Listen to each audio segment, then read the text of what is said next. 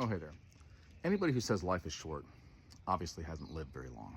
Now, here's my advice to you today, okay? Don't die before you're dead. Let me explain. I've known a lot of people that have gotten to a certain point in their life and then they just kind of like give up. Like, well, what difference does it make? I'm basically dead already. And they just take a knee and then just ride out the rest of their existence. I remember being in my 20s and realizing, like, I'm almost 30. I guess I'm old.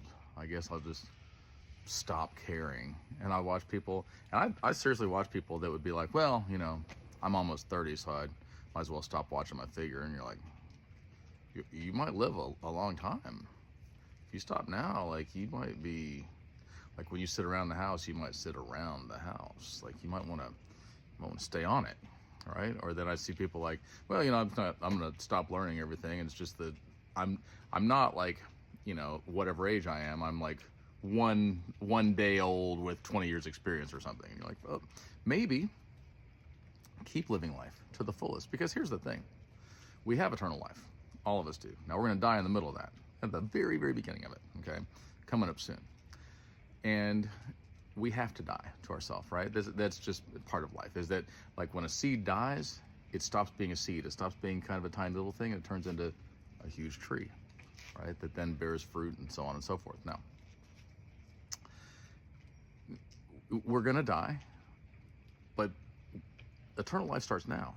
And we need to prepare for that, and we need to keep living, all right? Like, there are people, and I'm sure you've seen the side-by-side pictures, like, this person is the same age as this person. One of them, you're like, man, you look fit and young and happy and successful. And the other one, you're like, you look like you're about 40 years older than you even say you are, and that's not good to begin with. And I guess what I'm saying is this. Until you're taken out of the game permanently, keep trying. Keep trying. Don't give up. Don't take a knee. You might go through a bad season. I've been through bad seasons. God may give you more time. He may spare you. 10 years ago, I had a heart thing. I had infection in my heart. I thought it was a heart attack. I almost died. Guess what? God gave me more time. When I was 16, I overdosed and died. I went to hell. Got a second chance at life. Once again, like, I could have been taken out. At any point, if you just give up, you're like, well, you know, what's the point of even trying? Okay, then what's the point of you trying? You know, Joshua in the Bible, they were about to go into the promised land. Here's what happened. Everybody saw the promised land, and they were like, oh, there's giants there. It's a beautiful place, land flowing with milk and honey, but we can't win. And two people, Joshua and Caleb, were like, but God's on our side, so God's bigger than all of our enemies.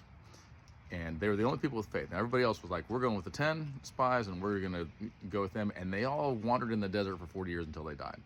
And Joshua, when he's about to go into the promised land, this was his testimony. Look at me. Here I am, 80 years old, like a young man, about to go and conquer this nation. That's what I want to be. This last week, somebody said, why don't you just go wither up in a corner and die? And I was like, because I'm not the kind of person that withers up in a corner and dies. I'm the kind of person that dies fighting in an arena with crowds of people watching, okay? Because I don't want to live a life that doesn't matter. I don't want to live a life that's just like meh. I want to live a life that is an adventure, that is fully committed to God, that is expectant on his miracles, that just goes, you know what? Let's see what God has for me today. Let's see what I can do.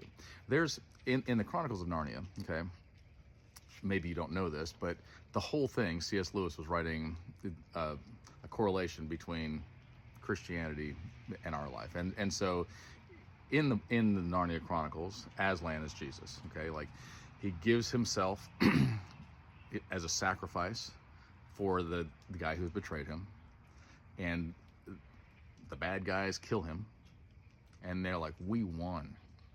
And then he rises from the dead, okay? Now, there's a little mouse named Reepicheep, and he is fully committed to Aslan.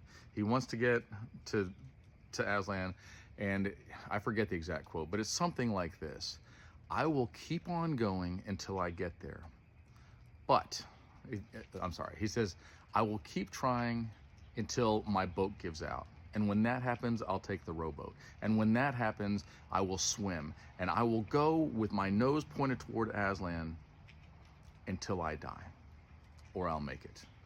I'm like, that little guy gets it. You keep trying. You don't die before you're dead. Love you guys.